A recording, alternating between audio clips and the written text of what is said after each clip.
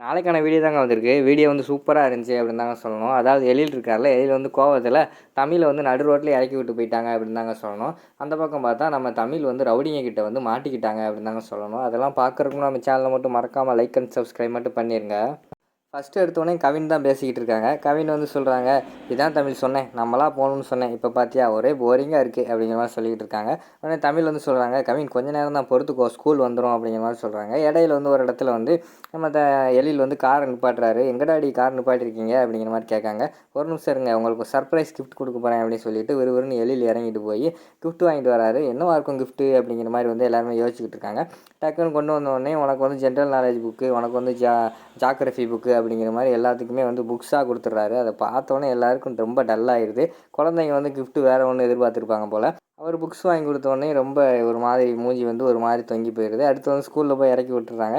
இறக்கி விட்டுட்டு விறுவிறுன்னு தமிழ் எழில் 2 பேரும் வண்டியில் வந்துக்கிட்டு இருக்காங்க. அப்போ வந்து எழிலுக்கு வந்து ஃபோன் வருது. சார் என்ன சார் லேட்டு அப்படிங்கிற மாதிரி கேட்காங்க. இந்த வந்துக்கிட்டு இருக்கேன், நான் என்னோடய குழந்தைகளோட வந்து ரொம்ப ஜெல்லாகிக்கிட்டு இருக்கேன். அவங்க இப்போ என் பேச்சை மீறுறதில்ல, என் பேச்சை தான் அப்படியே கேட்டுக்கிட்டு இருக்காங்க, என் கூட ரொம்ப விரும்பி பழகிக்கிட்டு இருக்காங்க அப்படிங்கிற மாதிரி வந்து எழில் சொல்லிக்கிட்டு இருக்காங்க. இதெல்லாம் கேட்டுட்டு பக்கத்தில் வந்து தமிழ் வந்து சிரிச்சுக்கிட்டே இருக்காங்க.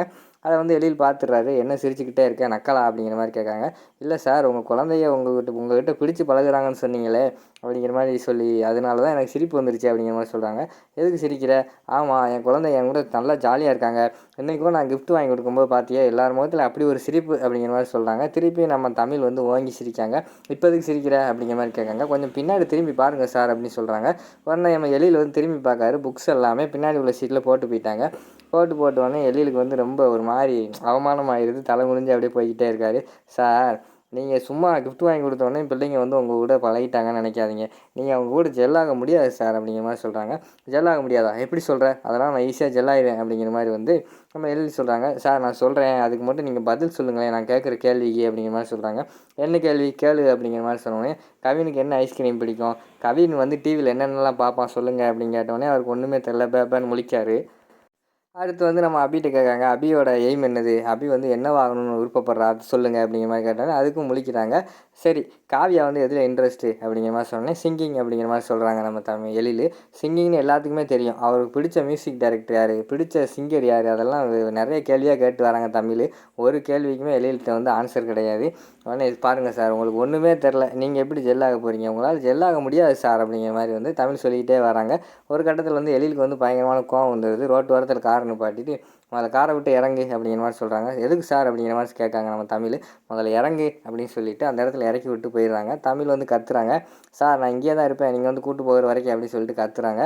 அதெல்லாம் கண்டுக்காமல் நம்ம எழில் வந்து போயிடுறாரு. அதுக்கடுத்து அந்த இடத்துல நின்றுக்கிட்டு இருக்காங்க. நம்ம தமிழ் வந்து இப்போ வருவார் அப்போ வருவார் நின்றுட்டு இருக்காங்க. 2 மணி நேரம் ஆயிடுச்சு. அதுக்கடுத்து யோசிச்சு பார்க்காங்க, பேசாமல் நம்மளே வீட்டுக்கு போயிடலாமா, 2 மணி நேரம் ஆச்சு, இனிமேல் வருவாரா அப்படிங்கிற மாதிரி யோசிச்சுக்கிட்டே இருக்காங்க. இல்லை, நம்ம போகக்கூடாது, இங்கே தான் இருக்கணும் அப்படின்னு சொல்லிட்டு தமிழ் இருக்கிற மாதிரி காட்டுறாங்க. அதுக்கடுத்து ஈவினிங் ஆயிடுச்சு. அங்கே பார்த்தா நம்ம அஞ்சலி இருக்காது, அஞ்சலி வந்து வீட்டுக்கு வெளியிலேயே வந்து உட்காந்துருக்கிற மாதிரியே காட்டிக்கிட்டு இருக்காங்க. இங்கே பார்த்தா தமிழ் வந்து சாயங்காலம் ஆயிடுச்சு, என்ன இன்னும் வரல அப்படின்னு சொல்லிட்டு ஒரு கார் வந்து எனக்குள்ள நிப்பாட்டுது. ஓ, நீங்கள் முன்னாடி போயிட்டு என்னை கூட்டு வரதுக்கு ஆள் அனுப்பி விட்டீங்களா அப்படின்னு சொல்லிட்டு திரும்பியே நிற்காங்க. ஏமா அப்படின்னு சொல்கிறாங்க. சொல்லுங்கள் அப்படின்னு சொல்லிட்டு மூஞ்சி திரும்பாமே கேட்டுக்கிட்டு இருக்காங்க நம்ம தமிழ். இங்கிட்டு கூடி புதுப்பேட்டை போகலாமா அப்படிங்கிற மாதிரி கேட்காங்க. திரும்பி பார்க்கா, நீங்கள் என்னை கூப்பிட வரலையா அப்படிங்கிற மாதிரி சொன்னோன்னே, நான் எதுக்கு உன்னை கூப்பிட்டு போகணும் அப்படிங்கிற மாதிரி அந்த அண்ணன் சொல்கிறாங்க. இங்கிட்டு கூடி போங்க, குரோம்பேட்டை வரும், அங்கே போய் சுடுகாட்டில் போய் பணம்லாம் எரிப்பாங்க அப்படிங்கிற மாதிரி கோவத்தில் சொல்கிறாங்க.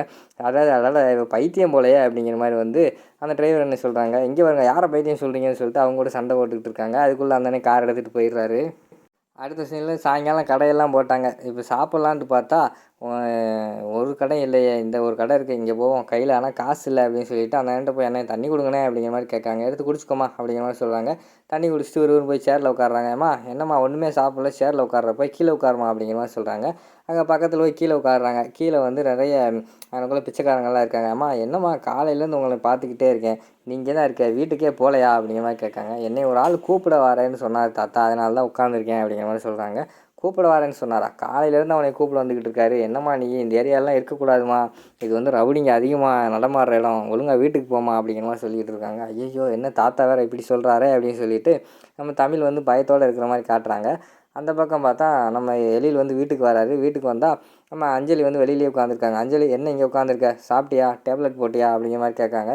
இன்னும் போடலை டாடி டேப்லெட் அப்படிங்கிற மாதிரி சொல்கிறாங்க. சரி, சாப்பிட்டியா அப்படிங்கிற மாதிரி கேட்காங்க. சாப்பிடலை அப்படிங்கிற மாதிரி சொல்கிறாங்க. எதுக்கு சாப்பிடாமல் இருக்க, இன்னும் டைம் என்னாச்சு அப்படிங்கிற மாதிரி கேட்காங்க எழில்.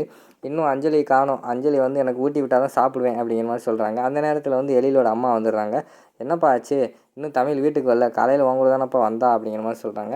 அம்மா நான் எங்கம்மா கூட்டு போனேன் அப்படிங்கிற மாதிரி சொல்லிட்டு யோசிச்சு பார்த்துக்கிட்டே இருக்காங்க. டக்குன்னு அந்த அவங்க இறக்கி விட்டது ஞாபகம் வருது.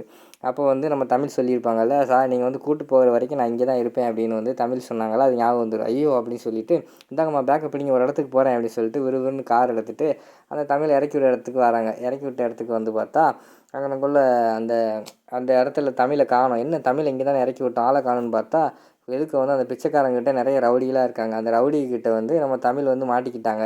அவங்கள சுற்றி ரவுடிகளாக இருக்கிற மாதிரி காட்டுறாங்க. நம்ம எழில் வந்து முறைச்சி பார்த்துக்கிட்டு இருக்கிற மாதிரி காட்டுறாங்க. அதோட பார்த்திங்கன்னா இந்த எபிசோடை வந்து முடிச்சிடுறாங்க.